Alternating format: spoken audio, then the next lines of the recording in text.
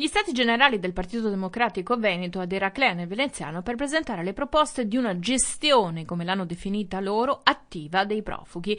Distribuzione capillare nel territorio dei migranti, velocizzazione delle procedure di identificazione di quanti arrivano per una rapida espulsione dei clandestini che non hanno diritto allo status di profughi, rispetto delle regole del vivere civile anche per i migranti. Sono i punti illustrati proprio davanti al condominio, oggetto di tante polemiche, una concentrazione di persone che andava evitata, dichiara Roger De Menech, segretario regionale del PD Veneto.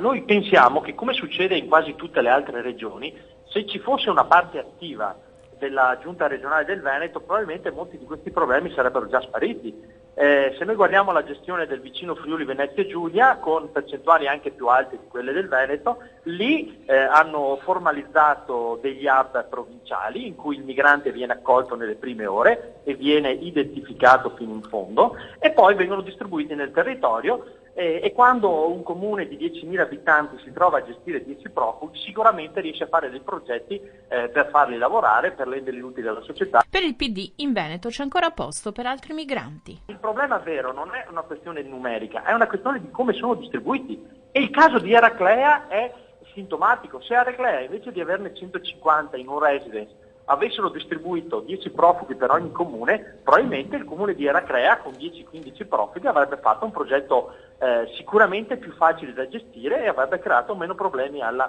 cittadinanza. E che fare di coloro che protestano per il cibo, che vogliono alloggi più idonei? Per i facinorosi, prosegue De Menech, devono essere presi degli adeguati provvedimenti. L'ipotesi della firma di un permesso umanitario che possa far circolare liberamente nel resto d'Europa coloro che sono arrivati sui barconi, invece...